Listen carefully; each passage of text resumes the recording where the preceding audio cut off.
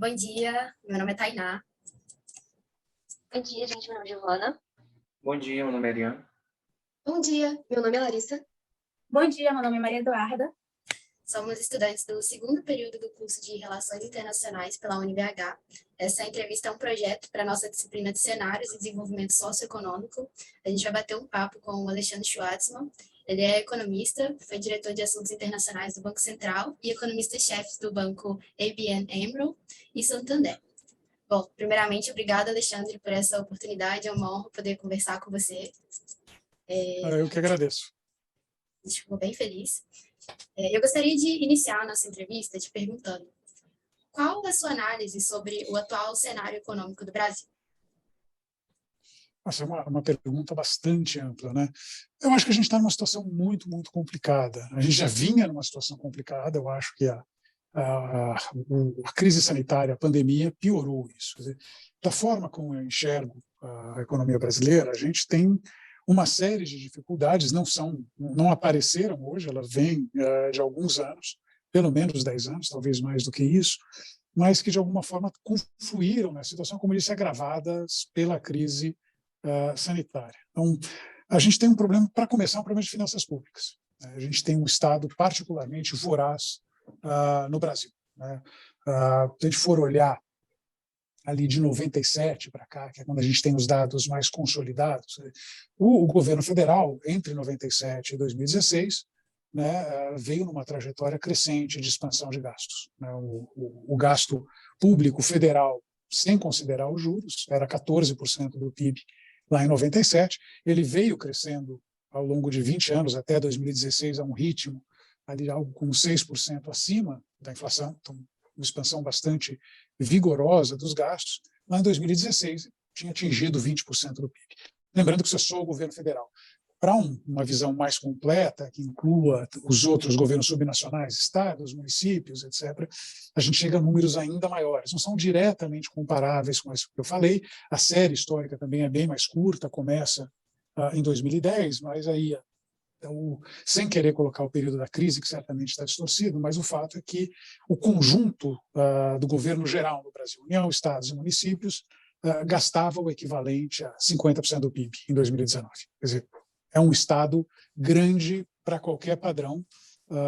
Inclusive, se a gente for colocar ali, assim, comparar com as grandes sociais-democracias europeias, estamos falando de França, Finlândia, Suécia, etc., o Brasil, no quesito gasto como proporção do PIB, certamente se compara a qualquer uma dessas grandes sociais-democracias. Gasta-se mais no Brasil como proporção do PIB, olhando o governo como um todo, bem entendido, do que se gasta na Alemanha, por exemplo, ou nos Estados Unidos, né? Então, essa dá uma ideia da voracidade do Estado.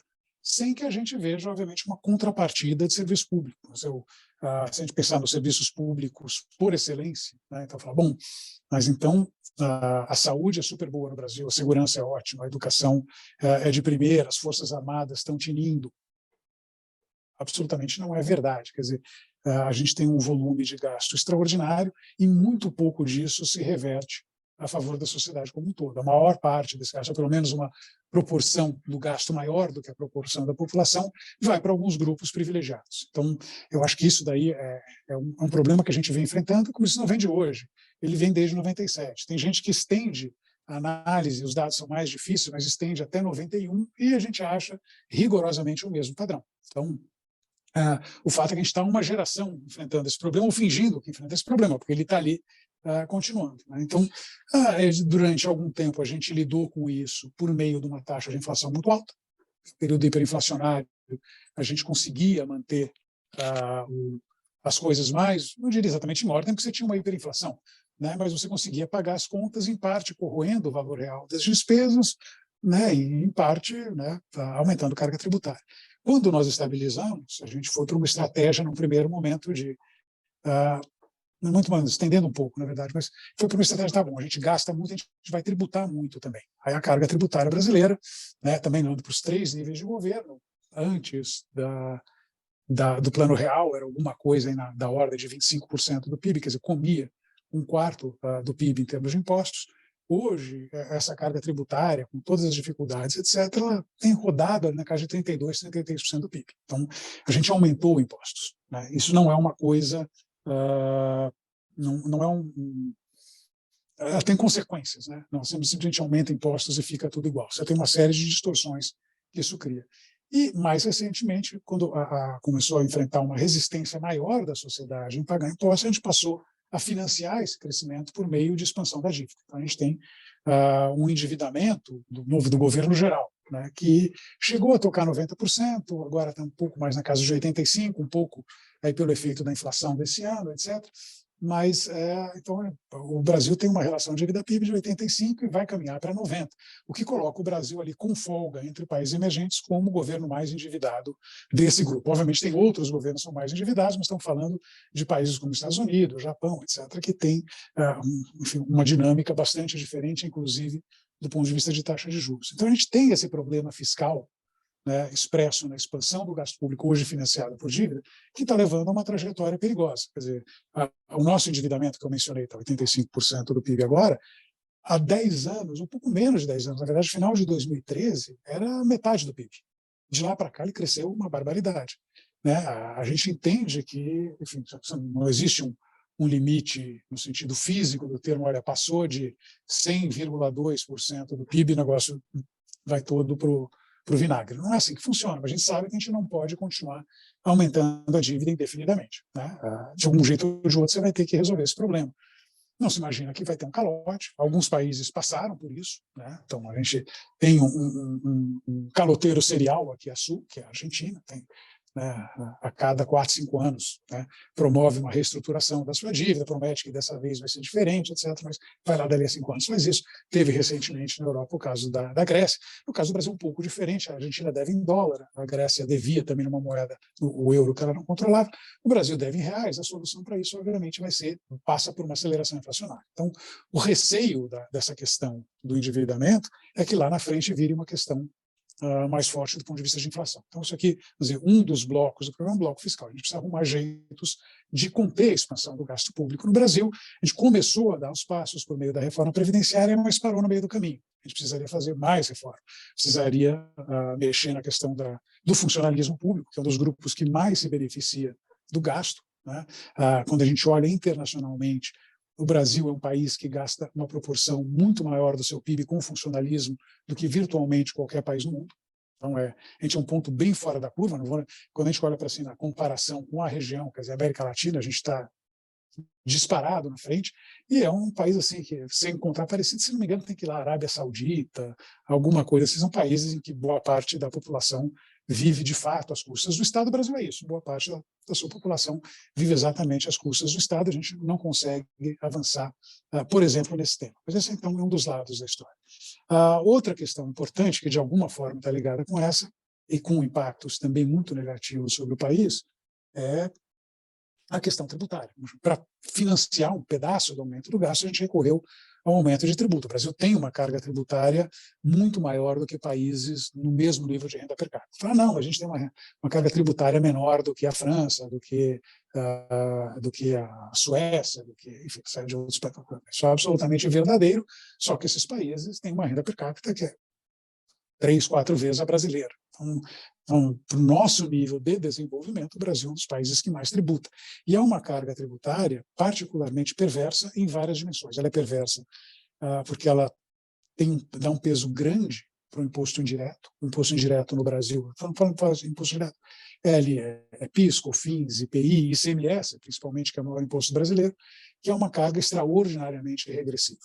Quer dizer, na verdade, os mais ricos acabam pagando menos impostos proporcionalmente do que pagam os mais pobres. Né? Então, a gente tem uma carga, a gente se financiou em cima de uma carga de impostos regressivos. O imposto de renda poderia até ser mais próximo. O problema maior não é o imposto de renda, o problema maior são os impostos diretos, inclusive porque eles são extraordinariamente distorcivos. Pegar o ICMS é o pior deles. Né? Então, o ICMS tem uma série de problemas que a gente precisaria endereçar. Começa pelo fato de que o ICMS, os nossos impostos supostamente sobre valor agregado, eles incidem sobre bens, muito pouco sobre serviços. Você tem o ISS, mas o ISS ele é muito pequenininho comparado ao ICMS.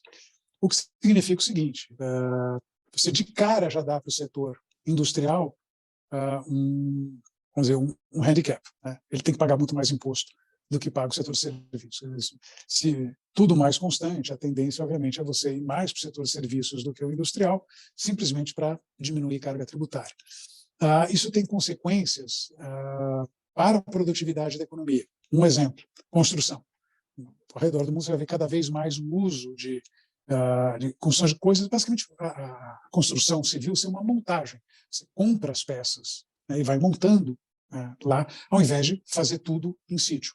No Brasil, o contrário, você faz in situ exatamente para evitar a questão tributária. Então, a gente perde produtividade aí também. Isso também leva à questão da guerra fiscal. A guerra fiscal é problemática, porque o ICMS no Brasil ele é cobrado no destino, né?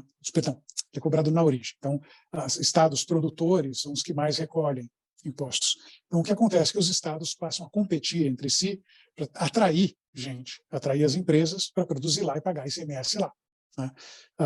O problema é que isso daí leva a uma distorção espacial da produção. Quer dizer, de repente alguém vai produzir, sei lá, no Rio Grande do Sul, embora o mercado consumidor seja em Minas e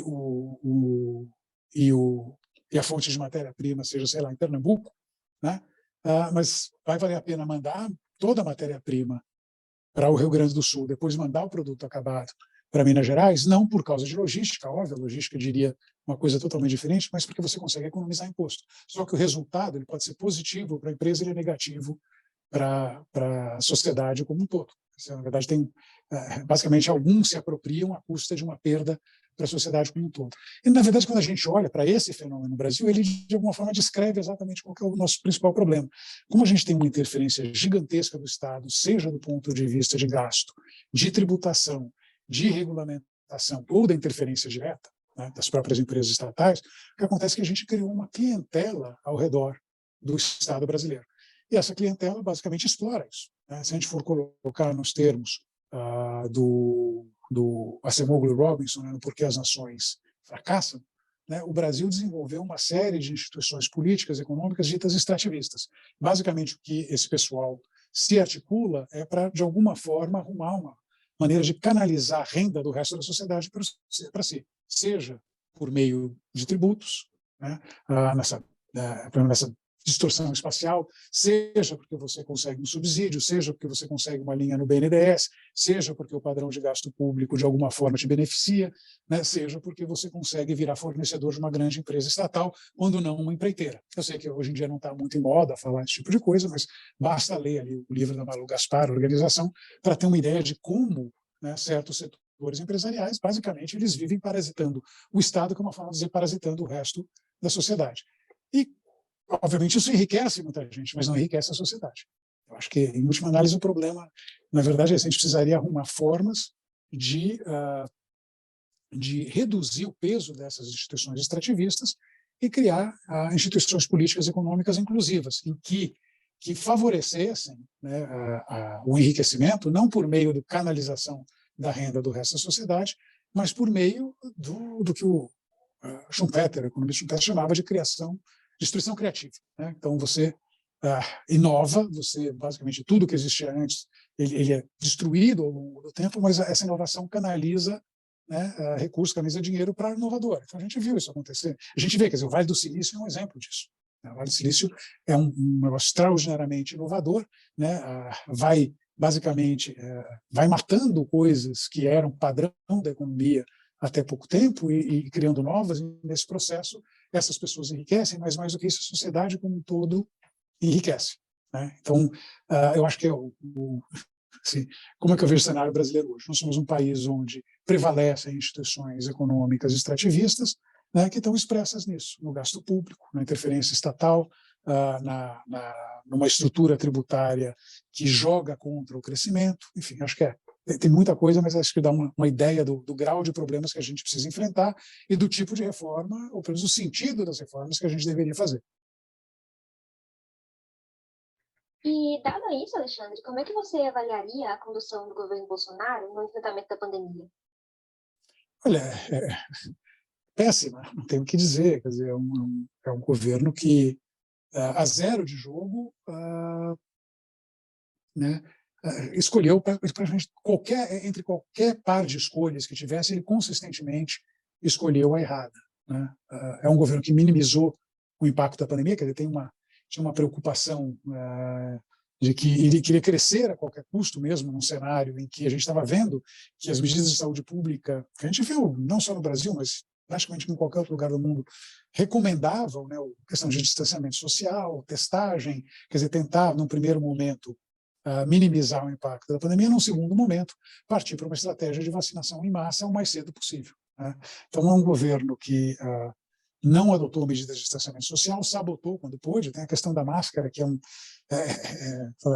negócio inacreditável, quer dizer, uma medida de baixo custo que, enfim, possibilitaria algum grau de... O governo se posicionou contra isso. Bom, moral da história, a gente teve assim, com mais de 600 mil mortes. É difícil saber quantas mortes teriam acontecido se a gente tivesse feito, né, tivesse seguido uma estratégia mais adequada, mas enfim, os números falam, alguma coisa como 300 mil pessoas a mais, quer dizer, mais ou menos metade das que morreram talvez não precisassem ter passado por isso no caso do enfrentamento da pandemia. Isso pensando única e exclusivamente na questão de saúde pública. Mas na própria recuperação da economia, eu acho que é claríssimo, né? Porque o fato é que o Brasil foi começar, embora tenha recuperado rapidamente, quer dizer, o nível de produto na segunda metade do ano passado, muito por força ali do auxílio emergencial, a grande verdade é que a gente saiu do auxílio emergencial e a economia estagnou, né? E a economia estagnou no Brasil, né, e os dados são eloquentes a esse respeito, né? A gente pega ali, tem um indicador do Banco Central, o IBCBR, né, que ele, de alguma forma, tenta reproduzir em frequência mensal o comportamento do PIB, né? O IBCBR caiu de fevereiro a abril, né, caiu 14%, ele de abril a dezembro cresceu, não 14%, mas ele voltou mais ou menos onde ele estava, né? Então, em dezembro, mais ou menos, de 2020, a gente recuperou o nível de fevereiro de 2020. Ótimo, vamos crescer. Não. A gente vai olhar um número mais recente, que é agosto desse ano, a gente está no mesmo nível de dezembro. A economia não cresceu rigorosamente nada. Não cresceu nada muito porque a renda não recuperou, né? O setor de serviços ficou para trás. O setor de serviços ficou para trás porque a gente tem uma pandemia. O setor de serviços só começou a recuperar de uma maneira mais vigorosa depois que a gente teve o impacto da vacinação. Quer dizer, depois que a vacinação começou a atingir certos níveis críticos, né? E isso aconteceu mais ou menos ali a partir de abril, maio desse ano, que a gente começa a ver uma recuperação mais expressiva de um setor que não é só o maior setor do PIB, mas também o maior empregador do PIB, no caso do Brasil, né? Então, a própria gestão da economia ficou prejudicada por força da má gestão da pandemia. A gente tivesse iniciado a nossa vacinação no ritmo que ela começou ali a partir de março, abril, né?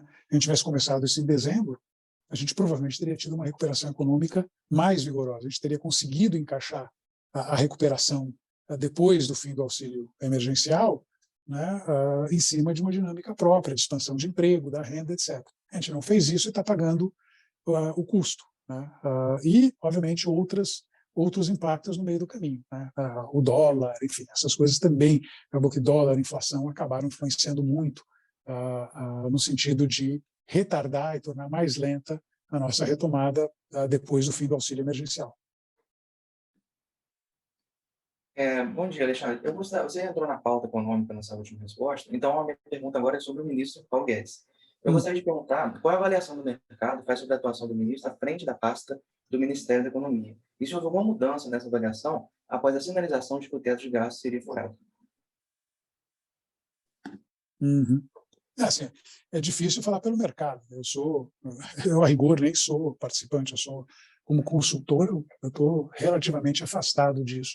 Mas, assim, tem uma coisa é o que as pessoas no mercado falam, né? Então, a forma mais eloquente de avaliar o que as pessoas pensam é por preços de ativos. Ali não tem muita escapatória. O sujeito pode ter o preconceito que for a favor ou contra o Paulo Guedes, o Bolsonaro, enfim, o cara pode ser um bolsonarista de coração, né? ou não, ser um opositor ao Bolsonaro, assim, dos mais empedernidos. Mas na hora que ele tem que comprar e vender, é melhor que isso não entre na frente, cara, porque, enfim, ele vai ganhar ou perder dinheiro não em cima dos preconceitos dele, mas com mais fria for a análise. E nesse aspecto, eu diria que a avaliação do ministro Paulo Guedes está piorando a cada dia. Ele foi, obviamente, inicialmente saudado ali como né, alguém que iria né, adotar uma agenda liberal no Brasil. A meu favor, eu posso dizer que eu jamais acreditei nesse tipo de coisa, né, em parte porque ele era e é ministro da Economia, não é presidente, né, não é ele quem, no final das contas, determina se vai rolar ou não vai rolar, e segundo, porque eu assim, olhava para as coisas que o Paulo Guedes falava, que, assim, embora eu concorde de maneira geral com a orientação da coisa e tal, mostrava uma falta de familiaridade que era absolutamente preocupante. Tinha a menor ideia do que estava falando e de que país estava falando. Tá? Então, as declarações dele de não, eu acabo com o déficit em um ano, né? A gente vai promover aí 1 trilhão, o número é sempre esse, 1 trilhão em privatizações, 1 trilhão em venda de ativos. A gente, este não é o país, você não está olhando para os constrangimentos legais e políticos que existem, né? E que tipo de medida você tem que tomar. Na verdade, assim, o ministro é completamente despreparado, era e é completamente despreparado. Ele chuta, assim, bom português ele chuta, não tem ideia dos números que ele está falando, ele tira o número da cabeça, né, para não falar de outro lugar, e basicamente fala aquilo com a testa lisa, que é o histórico dele de palestrante. Né? Palestrante, assim, fala, e se você falar de um jeito engraçadinho, a plateia vai achar o máximo. Tá? Ele não é o único que faz isso, não. Mas, enfim, o fato é que... mas ele é o palestrante que virou ministro. Enfim, fecha meu parecer, eu nunca acreditei nele, mas o mercado, de alguma forma, acreditava.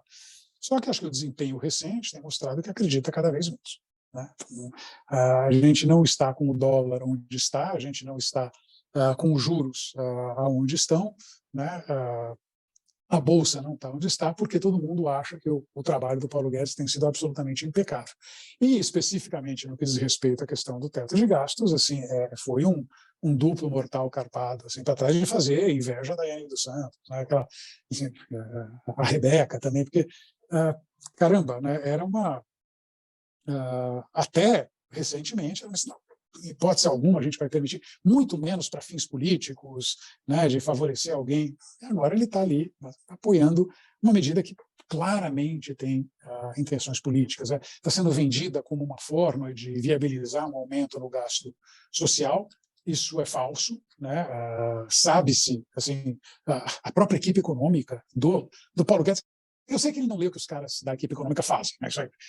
Eu sei que ele não lê rigorosamente nada, mas poderia pelo menos os auxiliares. Né? Eu sei que o próprio pessoal dele já tinha formado um programa que não era muito diferente desse que foi apresentado, que basicamente cabia dentro do teto, mas obviamente envolveria um outro tipo de conflito político, em particular trabalhar com coisas como as emendas do relator do orçamento, emenda de bancada, emendas individuais. Só essa brincadeirinha, estamos falando de 35 ou 40 bilhões de reais. Mas não estou brincando, 35, 40 bilhões de reais praticamente pagavam a diferença entre o que é o Bolsa Família hoje e o programa como está sendo formulado. Né? Mas não é esse tipo de briga que quis comprar. Então ele está jogando, então, com todo o papo, todo o gogó dele sobre vamos fazer um negócio social liberal, não social-democrata, o cara está, na verdade, né, favorecendo a expansão do gasto público e quebrando contratos na questão dos precatórios, etc, etc. Então, obviamente, estourou na cara dele. E o custo está visível. Né? A gente está na véspera não, a reunião do Copom é hoje, tudo bem, talvez seja publicada depois, mas a reunião do Copom é hoje, né, dia 27 de outubro, e até recentemente, o Copom já vinha numa trajetória de elevação de taxas de juros, mas o consenso, a própria sinalização do Banco Central é que seria um aumento de 1 ponto percentual. E a aposta do mercado é que o Banco Central conseguiria terminar esse ciclo de juro, a Selic, né, a taxa básica de juros, na casa de 9%. Eu estava um pouco mais pessimista, 9,5%, mas ele está, no frigir dos ovos é uma coisa pequena, 9, 9,5%, enfim, não é uma distância insuperável. Hoje se espera que o Banco Central vai, no mínimo, subir 1,5 ponto de taxa de juros. Se imagina que a gente vai ter que terminar esse ciclo de aperto monetário com a Selic acima de 10%. Né? Se a gente for olhar para o mercado de juros, né, que põe ali tanto as apostas sobre o que os participantes de mercado consideram que vai ser necessário fazer do ponto de vista de política monetária, como os riscos que estão embutidos na política fiscal, a gente já está falando de juros de 11%, 12% num horizonte de 2 anos. É uma enormidade. E lembrando que esses juros de mercado balizam, por exemplo, a concessão de crédito. A concessão de crédito a empresas, concessão de créditos à família. Então, tem um impacto, inclusive, de desacelerar a atividade econômica por aí mesmo, sem o Banco Central fazer rigorosamente nada além do que se espera. O mercado de juros já antecipou a esse tipo de comportamento. Então, assim, acho que a avaliação do mercado do Paulo Guedes, não que você vai pegar um moleque lá na Faria Lima, né, daqueles que botou a estátua do Paulo Guedes e tal, ele pode falar uma coisa, mas duvido que ele esteja comprando. Né? Então, acho que essa é a grande diferença. Acho que é uma avaliação muito ruim. E, na sua visão, qual que seria a razão do real estar tão desvalorizado frente ao dólar? Você acredita que essa desvalorização também é vista nas moedas de outros países emergentes? De maneira geral, as moedas dos países emergentes também perderam valor. Agora, o Brasil é um ponto bem fora da curva. Né? O Afonso Pastore, que acompanha de uma maneira mais sistemática isso, né? Então, eu vejo no material que ele divulga ali periodicamente, ele faz uma comparação do comportamento das moedas emergentes. O Brasil quando todo mundo perdeu valor no processo, o Brasil perdeu muito mais do que a média ou a mediana dos países emergentes. Então, não é uma coisa que pode ser simplesmente atribuída, não, todo mundo entrou na dança. Com um detalhe importante na história, que é uma melhora expressiva de preços de commodities a partir de meados do ano passado. Né? Os preços de commodities, dependendo da métrica que você usa, mas os índices de preço de commodities mais ou menos duplicaram entre abril, maio do ano passado e agosto, setembro desse ano. Tudo bem, abril, maio do ano passado eles estavam particularmente deprimidos, o preço de petróleo, o primeiro futuro chegou a ser negativo, etc. Né? Mas, de qualquer forma, se a gente for comparar os preços de commodities hoje com os vigentes pré-pandemia, eles estão, de maneira geral, muito melhores. Minério de ferro, soja, carne, suco de laranja, petróleo. Você olha ao redor, os preços de commodities hoje são maiores do que os preços que vigiam antes da crise. O Brasil é um grande exportador de commodities. Historicamente, quando o preço de commodity sobe, o real ganha valor frente ao dólar. O dólar fica mais barato. Isso não aconteceu. Né? Então, o que está por trás disso? Ainda é matéria sob discussão. A minha convicção a esse respeito é que a percepção de risco, particularmente de risco fiscal no Brasil, risco fiscal, risco político, as duas coisas estão muito interligadas, né? Isso daí acaba, de alguma forma, se materializando no dólar, porque o investidor vem menos para cá, apesar da taxa de juros, a gente tem cada vez mais brasileiros receosos do que pode acontecer do ponto de vista de inflação, como se protege comprando dólar. Né? Então, não é só o ministro da Economia que tem dinheiro fora do país, né? Mais gente tem colocado dinheiro fora do país, e aí isso acaba, de alguma forma, pressionando a taxa de câmbio. Então, eu diria que acho que o principal motivo pelo mau desempenho do real relativamente às demais moedas está ligado ao fato de que nós temos riscos mais expressivos. Se você achar alguma coisa parecida, tem que ir lá para a Turquia, que também é um basket case ali, né? Com outros problemas, inclusive no que diz respeito à gestão de política monetária, interferência do governo, etc., mas que não é terrivelmente diferente daquilo que a gente vê no Brasil. Então, eu acho que assim, o melhor suspeito do porquê o real está tão fraco é porque a gente não consegue lidar com contas públicas, a gente não consegue apresentar um programa de reformas minimamente coerente, e quando a gente olha para o cenário político brasileiro, as alternativas que hoje estão colocadas em termos de sucessão presidencial, nenhuma delas promete trabalhar esse tipo de fenômeno. Pelo contrário, são candidaturas que ameaçam reforçar os problemas que a gente tem, não reduzi-los. Perfeito. E na sua análise, qual é o motivo para o aumento desenfreado assim, da inflação nos últimos meses? O que você acha que poderia ser feito para barrar essa escalada inflacionária? Vamos lá. A gente tem dois momentos de aceleração inflacionária. Lembrando que a gente vinha com uma situação radicalmente oposta até mais ou menos setembro do ano passado. Né? A preocupação à época era da inflação ficar muito abaixo da meta, tinha registrado ali, se não me engano, em abril, maio, né, 2 meses de deflação. Eu lembro ali de um colunista do Valor ali, que sempre critica o Banco Central, falando agora a gente vai entrar num processo deflacionário. Enfim, só um pouco só assim um pouquinho mesquinho para lembrar dos erros de análise desse tipo de gente. Mas até setembro do ano passado a coisa estava mais ou menos sob controle. O que acontece é que na esteira do aumento de preços de commodities, a gente começou a ter manifestação desses preços aqui. Eu falando, historicamente, quando o preço de commodities sobe, né, o dólar no Brasil tendia a cair. O resultado disso, né, o preço é mais caro em dólar, mas o dólar fica mais barato, você não tinha um impacto tão vigoroso sobre os preços em reais.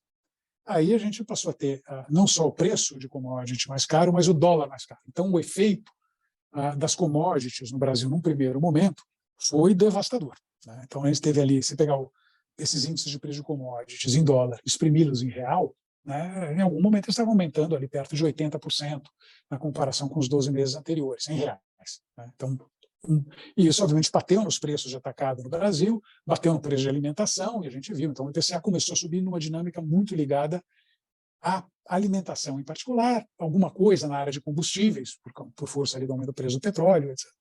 Mas não era só isso, mas ele era muito localizado nesse tipo de coisa. Então, uma forma de ver isso, entre outras coisas, quando sai o IPCA, eu faço uma conta ali vamos pegar o IPCA menos alimentação no domicílio, menos combustíveis e energia, né? Não porque não sejam importantes, eles obviamente são. As pessoas consomem comida, consomem energia e combustíveis, né? Se não gasolina, pelo menos gás de cozinha. Então, obviamente, do ponto de vista do custo de vida das pessoas é importante, mas para entender a dinâmica do processo, eu estou olhando para esse tipo de coisa.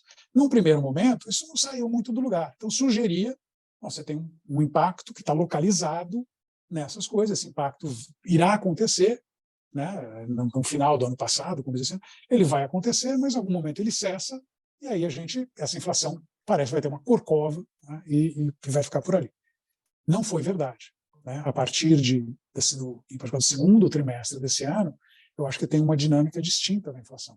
A gente começa a ver que uma fração cada vez maior dos itens dentro do IPCA passam a registrar variação positiva no mês. O IPCA tem 377 bens e serviços, né? Então, vai de arroz, que eu acho que é o primeiro, no grupo alimentação, a manutenção de microcomputador, que é o último no item comunicações, né? Entre todos os itens. Então, são 377.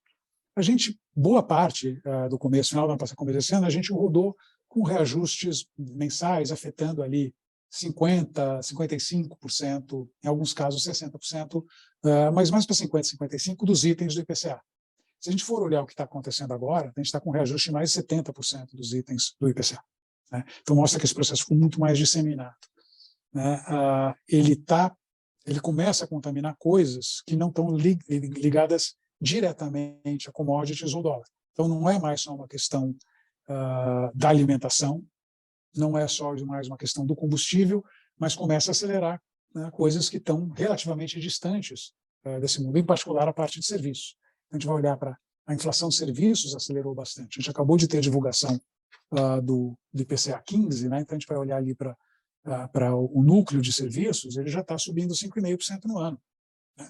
É bem menos do que a inflação cheia, a inflação está 10 e qualquer coisa, mas o fato é que no comecinho do ano, o item de serviços estava crescendo ali a um ritmo de 3%, ou 2,5%, 3% na comparação com os 12 meses anteriores. A gente vê que começa a ficar uma coisa mais disseminada. E eu acho que está muito ligada ao que a gente chama em economia de desancoragem de expectativas. Vamos dar um passo para trás. Qual que é essa história de desancoragem? A principal característica do regime de metas para a inflação, que é adotado pelo Brasil, adotado com variações ali por uma série de países, é a ideia do compromisso do Banco Central em manter a inflação na meta. Então, se o Banco Central vê que a inflação lá na frente está ameaçando descolar para cima, ele sobe a taxa de juros. Se está ameaçando descolar para baixo, ele reduz a taxa de juros, né? E ele tenta, de alguma forma, né, fazer com que a inflação fique flutuando ao redor da meta ou das metas, né, se as metas estão variando ao longo do tempo. E sabendo desse compromisso do Banco Central, quando um agente tem que reajustar seus preços, o cara tem que reajustar o preço para os próximos 12 meses. Então, ele precisa ter uma ideia de qual vai ser a inflação nos próximos 12 meses. Se o Banco Central faz o serviço direitinho, a melhor estimativa para os próximos 12 meses é a meta. Porque o Banco Central, eu não sei o que vai acontecer, eu sei que o Banco Central, de alguma forma, vai estar trabalhando para tentar manter na meta. Então, o melhor palpite para a inflação futura é a trajetória de metas. E quando você está numa situação como essa, você consegue manter, a gente diz que as expectativas estão ancoradas, então o reajuste de preços ele segue a trajetória de metas. Quando o Banco Central perde credibilidade, né? Seja porque errou na política monetária, seja porque tem desenvolvimentos acontecendo em outros campos, notadamente na área do gasto público, que sugerem uma ameaça à capacidade do Banco Central mexer na taxa de juros para trazer a inflação para a meta, a expectativa começa a se desviar. Então, concretamente, a expectativa de inflação para 2022, estamos falando aqui de praticamente 14 meses daqui à nossa frente, já estão na casa de 4,4. A meta é 3,75. Desculpa, 3,75 para esse ano que vem é 3,5. A gente está falando praticamente 1 ponto percentual de desvio da inflação esperada com relação à meta. Então, o que está acontecendo? Qual que é o melhor palpite para a inflação? É a meta? Não, é alguma coisa acima da meta. Aí você leva a reajustes maiores, e o reajuste maior acaba forçando o Banco Central a trabalhar ainda mais do ponto de vista de política monetária. Então, já que a gente tem uma desancoragem de expectativas, eu diria que uma parcela dela é porque tem uma percepção de que o Banco Central chegou atrasado. E de fato chegou. Eu não recrimino o Banco Central por isso, como eu estava falando, meu diagnóstico inicial sobre a inflação era semelhante ao do BC, isso é um fenômeno temporário, deve se resolver em alguns meses. A gente percebeu depois que o problema era muito mais sério. E eu acho que reflete também essa percepção de risco que bate no dólar, aí o dólar sobe, aí a gente começa a ter de novo todos os problemas. Então, bate no preço da gasolina, e aí a gente começa a roda viva. Então, a desancoragem de expectativas pela perda de credibilidade do Banco Central, que vem parte dos seus erros, mas acho que vem hoje em dia principalmente da falta de uma âncora fiscal para a política monetária, eu acho que essa é a principal causa da aceleração inflacionária que a gente está vendo nesse momento. O fato é que a gente, quer dizer, tem reajuste, quer dizer, tem um aumento de 1,20 no IPCA de um mês, no caso foi no IPCA 15, agora de outubro, né? Muito acima do que se esperava, etc. Ele está mostrando que virou um pouco vale tudo. Todo mundo está reajustando o preço, quer dizer, o Banco Central perdeu seriamente a credibilidade nesse processo. E sobre o Auxílio Brasil, como você avalia ele? Você acha que ele vai ser capaz de gerar uns resultados positivos igual o Bolsa Família gerou? Ele é maior que o Bolsa Família, né? Então, eu acho assim, o Bolsa Família é um bom programa, né? Acho que tem um certo consenso que ele foi muito efetivo para a questão de reduzir a pobreza extrema no Brasil.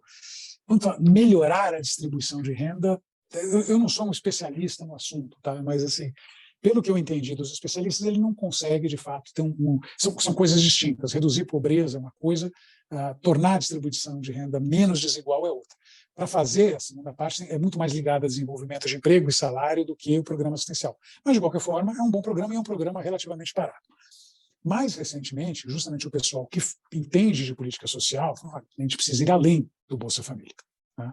O Bolsa Família foi um bom começo, mas a gente precisa estender. E, de fato, a gente tem uma situação em que uma parcela grande da população está sujeita ao que a gente está vendo, está na rua. A gente não precisa nem olhar as estatísticas, né? A gente tem aquelas imagens horrorosas, as pessoas catando ossos.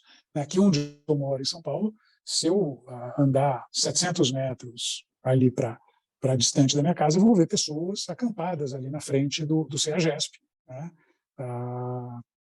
Favelizando ali, porque, enfim, em busca exatamente dos restos, ou o que os varejistas lá do CEAGESP não vão usar. Então, enfim, tem uma situação social dramática. Então, a gente precisa fazer algo a respeito.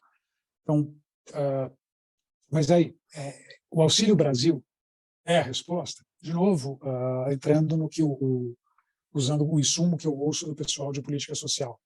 Não, o ideal teria sido alguma forma de ampliação do Bolsa Família, que não é simplesmente ampliar o valor do Bolsa Família, mas a partir do cadastro do Bolsa Família. A gente descobriu, né, na pandemia que tinha gente que estava fora do cadastro, mas ao menos assim não estava empregado. Quer dizer, de alguma forma, expandir organicamente o Bolsa Família.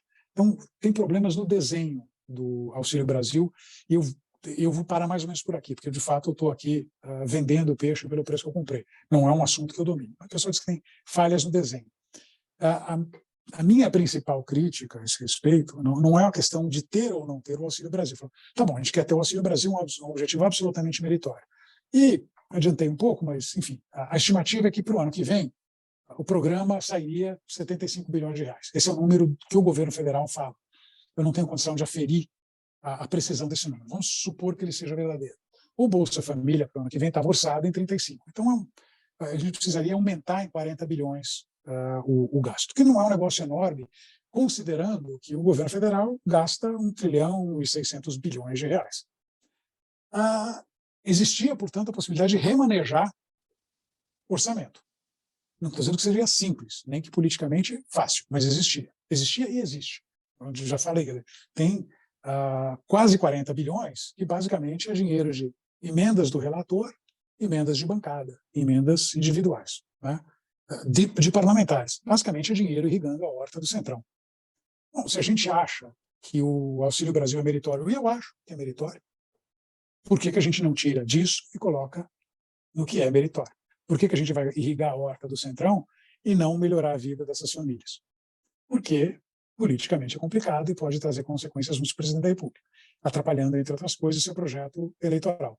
Então, em nome do projeto eleitoral, a gente está basicamente desfazendo de um mecanismo de controle de gasto que foi colocado há 5 anos, que foi efetivo no sentido de controlar gasto por 2 anos, né? Porque, na verdade, o teto de gastos valeu em 17, valeu em 18, em 19 já tinha tido uma exceção por causa da capitalização da Petrobras, em 20 uma exceção para lá justificada por conta do auxílio emergencial, esse ano também justificada, mas por conta da prorrogação em escala menor do auxílio emergencial, mas assim, a verdade a gente está perdendo qualquer âncora do lado fiscal para bancar um programa que poderia ser bancado de outra forma. O programa em si, zero de desacordo, né? Acho que é por aí mesmo que a gente deveria caminhar. Talvez não exatamente na forma, avalie ali as críticas que foram feitas pelo pessoal de política social, a gente poderia realmente dar uma vitaminada no Bolsa Família, né, e ajudar, né, os estratos mais pobres da população, mas a gente preferiu fazer de uma outra forma.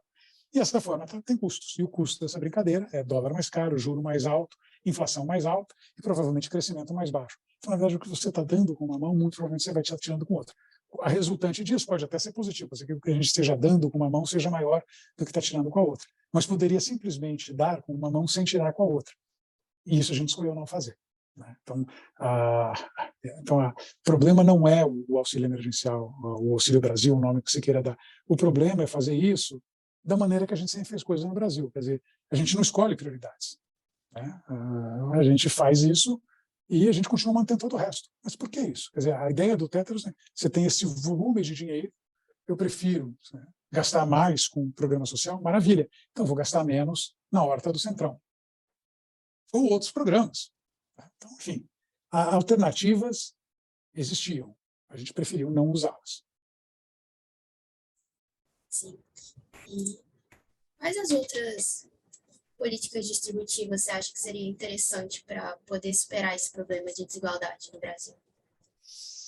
Bom, eu disse, eu acho que uma extensão da política social faz parte, obviamente não no formato que foi adotado, reforma tributária. Não a discussão de imposto de renda, eu acho que isso daí ela se perdeu, ela não era o principal problema. Mas aquilo que eu vinha falando, por exemplo, o setor de serviços no Brasil ser subtributado, né, e o setor de serviços industrial ser sobretributado. Então, um paga menos, outro paga muito mais. Só que a gente vai olhar qual que é onde as famílias pobres gastam seu dinheiro. Uma forma de ver isso é olhar para o INPC e o IPCA. O IPCA é o índice oficial de inflação. Ele mede a inflação para famílias que recebem até 40 salários mínimos. O INPC é o mesmo índice, só que calculado para famílias que ganham até 6 salários mínimos. Olha o peso do setor de serviços no IPCA, olha o peso do setor de serviços no INPC. Né? Serviços têm um peso muito maior no IPCA, porque, obviamente, família rica usa muito mais serviço. Vai mais ao cinema, vai mais ao restaurante, paga escola, né? Usa médico particular, vai à academia. Né? E são atividades todas essas menos tributadas do que, por exemplo, alimento. Então, a gente poderia fazer um rebalanceamento de tributos, né, que é a proposta que vem do Centro de Cidadania Fiscal, que foi formulada pelo Bernardo Api, foi encampada pelo deputado Baleia Rossi, está em discussão desde 2019 no Congresso Nacional. A gente poderia fazer uma reforma tributária que unificasse todos os impostos indiretos no Brasil, PIS, COFINS, IPI, ICMS e ISS, rebalanceasse a carga tributária, desse mais peso para impostos sobre serviços, menos sobre bens. Isso daí teria um impacto considerável sobre a distribuição de renda. Tem a questão de educação, sabendo que, obviamente, isso é meio óbvio, assim, lembrando que também não vai ter nenhum efeito num prazo curto, mas a gente sabe que o Brasil tem um prêmio elevado para a educação, porque mão de obra qualificada é uma é uma coisa escassa no Brasil, porque mesmo hoje, que a taxa de desemprego está altíssima, acabou de sair a taxa de emprego aí calculada pelo IBGE, está em torno de 13%, né? Estamos falando pouco menos de 14 milhões de pessoas desempregadas no Brasil, no sentido estrito do termo. Pegar ociosidade, quer dizer, gente que está desalentada, gente que está trabalhando menos, que tem a folga, é ainda maior, porque tem muito mais gente, né? Tem muita gente desempregada ou subocupada, falta mão de obra qualificada, mesmo nesse contexto. Então, os empregos mais qualificados carregam um prêmio, né? Então, se a gente conseguisse trabalhar essa questão, obviamente não é para hoje, mas no quadro de uma geração, a gente teria impactos redistributivos grandes. Então, pelo menos por aí, né? Então, acho que o perfil de gasto público também, por esse perfil de gasto, privilegia o funcionalismo, né? Que faz parte dos estratos mais ricos da população brasileira. Lembrando que famílias que ganham mais do que 7, 8 mil reais por mês, a família, não uma pessoa da família, 7, 8 mil reais por mês, estão ali tranquilamente entre os 5% mais ricos. Não sou rico, minha família é uma família que faz 7, 8 mil reais por mês, não é uma família rica no sentido tio Patinhas, né? Obviamente não, mas está no extrato, os 5% mais ricos da população. E o funcionalismo faz bem mais do que isso, né? Diga-se de passagem. Então, essa envolveria também uma redistribuição do gasto, né, de preferência, que hoje beneficia os estratos mais ricos da população, para aqueles mais pobres. Então, tem formas de tratar disso também. Você acha que é tão difícil assim emplacar uma reforma tributária que distribua o peso da carga tributária de uma maneira mais equânime? Olha, a economia política de qualquer reforma tributária é complicada. Com razão óbvia. Você vê que, não por acaso, o setor de serviços, quando começa a discussão da reforma tributária ali do Centro de Cidadania Fiscal, eles querem CPMF. Não, esquece isso, vamos fazer CPMF. Porque o setor de serviços paga pouco, CPMF. Mas, CPMF é um imposto cumulativo, né? Se você tem cadeias longas, tipicamente no setor industrial, você paga muito. Agora, serviços, a cadeia é curta. Você contrata uma pessoa, você compra uma mercadoria, a coisa está... Né? Ela não tem muito imposto. Então, obviamente, o setor de serviços se opõe. Então, quem é pouco tributado hoje será mais tributado no futuro, vai se organizar contra, né? Existia também uma outra complicação, porque, enfim, o Brasil, por razões históricas, colocou o seu imposto sobre valor adicionado, ICMS não é exatamente isso, mas ele é mais ou menos isso, para os estados, né? Com uma parcela, grosso modo, PIS/COFINS e o IPI, no caso do governo federal. IVA, de maneira geral, é um tipo de imposto que é federal, ele acontece em estados que não são federativos, na França, por exemplo, ou mesmo numa Alemanha, que é super federativa, ele é um imposto federal, né? Mas no Brasil ele ficou a cargo do governo subnacional, no caso, estados, né? E essa briga de origem ou destino. Para o IVA funcionar bem, ele tem que ser cobrado no destino, para evitar, entre outras coisas, guerra fiscal. Mas aí o estado que é produtor, São Paulo, durante muito tempo se opôs, porque ele é um grande estado produtor, ele perderia isso. O que houve mais recentemente foi um entendimento de que, a perdurar a guerra fiscal, é melhor você admitir a cobrança no destino, porque a perda fica menor do que aquela associada à guerra fiscal. Aparentemente, esse é o caso. Mas, então, tem essa complicação. Isso, quer dizer, a questão federativa, aparentemente, eu reforço aparentemente, eu não tenho certeza disso, tinha sido equacionada com a percepção de que a continuidade da guerra fiscal era pior e porque também iria se fazer uma reforma que entraria em vigor ao longo de vários anos, então não seria uma coisa que teria efeitos dramáticos de imediato. Então, essa parte tinha sido superada. Agora, por que o governo federal não apoiou isso? Aí eu brinco e falo, não é mais uma questão de economia ou de economia política, mas de ciência política. É uma questão psicanalítica. O ministro da Economia, que não estuda, não lê, não acredita na ideia de ninguém que não tenha saído da sua própria brilhante cabeça, ele fixou na CPMF. E queria CPMF. A CPMF, o mundo político não vai dar para ele. Então, a gente perdeu 3 anos nessa brincadeira, né? E aí, quando veio qualquer coisa de reforma tributária, foi a questão do imposto de renda, que não tinha nada a ver com a discussão que a gente estava fazendo. Enfim, aí é o que a gente chama, em linguagem de tênis, é um erro não forçado, né? Você não é que foi uma bola particularmente difícil, simplesmente você enfiou a raquete na bola e mandou para a arquibancada, né? Quer dizer, erro não forçado. Já deu uma breve visão sobre isso, mas a gente viu que uma entrevista realizada esse mês pela Folha de São Paulo, o presidente da Eurásia, Ian Bremmer, Ele disse que, Uhum. caso o Lula seja eleito em 2022, ele vai trazer mais estabilidade econômica do que o Bolsonaro. Você concorda? O sarrafo está lá embaixo, né? Olha, politicamente falando, o Lula é mais bem aparelhado do que o Bolsonaro para lidar, entre outras coisas, com o Congresso. Ele, assim, novo, e aí não é só porque o sarrafo é baixo, de fato, o Lula é um animal político, etc. Então ele tem, acho que, ele tem condições de construir uma coalizão a um custo mais baixo do que o Bolsonaro faz. Então tem essa vantagem. Agora a questão é qual vai ser a política econômica que vai ser adotada. Assim, e a gente olha, assim, veja, a política econômica do PT não é a política econômica que o Lula adotou, grosso modo, de 2003 até 2006, 2007. É a política que veio depois, né? Que a Dilma aprofundou, mas já estava lá. Não é nunca demais lembrar que a gente teve uma recessão brutal entre o começo de 2014 e o final de 2016, que se insere nas 3 grandes recessões que o Brasil teve nos últimos 40, 50 anos. A gente teve muita recessão no Brasil nesse período, né? Mas, assim, a maior parte delas é o que a gente chama de garden variety, né? Quer dizer, parece no jardim aí. Recessões que eram ou curtas ou profundas, em geral ambas. 2 trimestres, caía 1% do PIB, depois voltava. Então. A gente teve 3 recessões que duraram muito tempo e que levaram a quedas acumuladas de PIB da ordem de 8, 8,5%, 9%. E a gente teve uma dessas em 2014 e 2016. As outras 2 foram na crise da dívida, no começo dos anos 80, e na hiperinflação do Collor, no final dos anos 80 e começo dos anos 90. A gente não tinha nada, assim, rigorosamente, assim, o mundo estava pior em 2014, 15. Não estava muito pior do que ele. Assim, basicamente, também um erro não forçado, né? Não teve nenhum motivo externo, não teve um aumento brutal de taxa de juros lá fora, não teve uma crise asiática, não teve uma crise russa, não teve uma crise de subprime, não teve nada disso. E a gente teve uma das recessões mais profundas da nossa história. Por quê? Por erros de política econômica. Foram consequências da política econômica que foi adotada pelo Lula e aprofundadas pela Dilma ali a partir de 2006, 2007. Né, quando saiu o Palocci, entrou o Manteiga, e aquele arcabouço, o tal do tripé macroeconômico, começou aos poucos a ser erodido. A gente fala do teto de gastos hoje, mas vamos lembrar, tinha metas de resultado primário.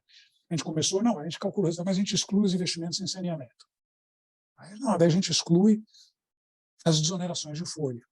A gente também exclui da meta os investimentos do PAC. Basicamente, aquela métrica deixou de fazer sentido. Quer dizer, em 2013, acabou o superávit primário no Brasil. Desde 2013 não se registra superávit primário, né? Aquele aumento de gastos ele aconteceu ao longo desse período, né? Então, o que eu digo assim, a política econômica que foi adotada naquele momento, que eu acho que é a política econômica do PT, nos levou àquela crise. Por que eles não vão adotar esse tipo de política econômica agora? Então, politicamente é melhor que o Bolsonaro? Acho que por suposto, né? Mas a política econômica, eu acho que a gente corre o risco assim, revogar mesmo o teto de gastos e pão na máquina. E eu falei de gasto público, mas essa é só uma dimensão da história. Tem outras, né? A gente viu, por exemplo, a escolha de campeões nacionais. Então, a gente resolveu, pela enésima vez, montar uma indústria naval no Brasil. Fracassou nas outras todas as tentativas, mas dessa vez vai dar certo. E aí o exemplo mais acabado disso é a Sete Brasil, né? A gente enfiou quase 10% do PIB no BNDES, e o BNDES distribuiu o dinheiro a outro. Não é que ele deu dinheiro de graça. Ele pagou para empresas levarem dinheiro para casa. Por quê? Porque ele oferecia crédito que custava menos do que a inflação. Na prática, você estava dando dinheiro, estava pagando para essas empresas levarem dinheiro para casa, né? O que a gente teve do ponto de vista? Não, alguns se enriqueceram. Isso teve um impacto dramático sobre a produtividade do país. A gente escolheu os melhores setores. JBS produziu a maior empresa mundial de proteína animal. Parabéns para os Joesleys, né? O que isso significa para o país? Né? Assim, qual que é o benefício para a sociedade brasileira de um grupo falar que nós somos o maior grupo de proteína animal do mundo? Parabéns para você, mas e daí? A gente fez um monte de estágio de futebol.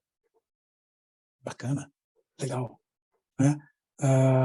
A gente fez uma Olimpíada. O que sobrou o VLT no Rio de Janeiro, né? Que tem o quê? Tem meia dúzia de quilômetros lá de VLT, em termos de infraestrutura. Cadê o trem-bala? né, que a gente ia fazer? Cadê as coisas de mobilidade urbana que a gente ia fazer para a Copa? Então, assim, isso aí não acontece por acaso, né? Porque tem uma visão dirigista. A gente sabe melhor do que o mercado onde é para investir, né? Não por acaso o presidente do BNDES nessa época era o Luciano Coutinho, que foi um dos caras que formulou a política de reserva de mercado de informática nos anos 80, que nos custou muitíssimo. Mais uma vez, eu vou fazer uma indústria de informática no Brasil, né? Assim, mal sabíamos nós que o futuro não estava em, basicamente, montar chip, mas em formular programa, que é uma coisa muito mais difícil, né? Assim, então, eu vejo isso com uma preocupação gigantesca. Fora o espaço que isso, obviamente, abre para a corrupção. Quer dizer, não vamos esquecer, quer dizer, com todas as peripécias legais, houve, quer dizer, as empresas que foram condenadas não devolveram o dinheiro que elas não tinham roubado, né? Nenhuma empresa faz isso. Então, teve corrupção em larga escala no Brasil e está diretamente associado a esse tipo de modelo econômico. Onde tem a possibilidade de obter favores governamentais, vai aparecer pessoas dispostas a pagar pelos favores governamentais. Uma forma assim, um pouco menos poética, mas acho que talvez mais reveladora, onde tem carniça, tem urubu. E eu vejo o governo do PT como um governo que está pronto a ter muita carniça. Preconceito meu? Não. Teve um bocado de carniça lá atrás. Por que vai ser diferente dessa vez?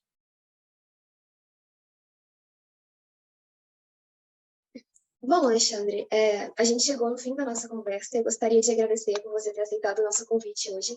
É uma honra para todo mundo que está aqui, mas antes eu queria fazer outra pergunta, mais um conselho. Você teria alguma dica para quem vai ser futuro economista, futuro internacionalista, alguma coisa para dizer para a gente?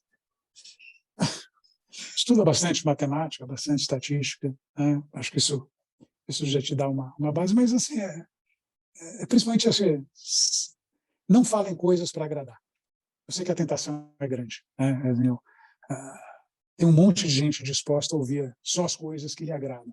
Precisa ter gente que fala as coisas que não vão ser agradáveis para o interlocutor, não vão ser agradáveis para a sociedade, mas que precisa ter essa sinceridade. Eu não garanto que eu esteja certo, tá? Embora modestamente eu tenha acertado mais do que errado. Mas quem falar comigo pode ter uma certeza. Eu estou falando daquilo que eu acredito. Eu não estou fazendo análise para agradar interlocutor. Não interessa quem seja o interlocutor.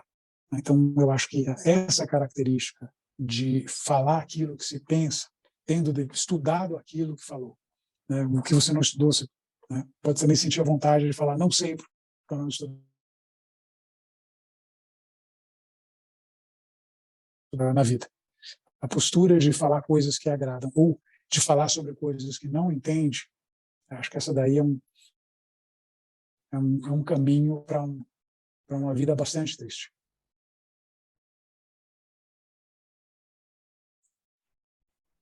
Perfeito. Tudo bem? Tudo. Foi isso. Muito obrigada, Alexandre. Eu acho que eu gostei muito. Acho que todo mundo aqui compartilha desse sentimento. Foi uma experiência muito rica, acredito, para todo mundo. E, mais uma vez, obrigada. Muito obrigada, viu, Alexandre, pela experiência. Foi ótimo e eu espero que a gente possa repetir mais vezes no futuro. Tá certo. Eu agradeço a vocês a oportunidade e a paciência. Grande abraço a todos. Obrigado. Obrigada, bom dia. Tchau, tchau.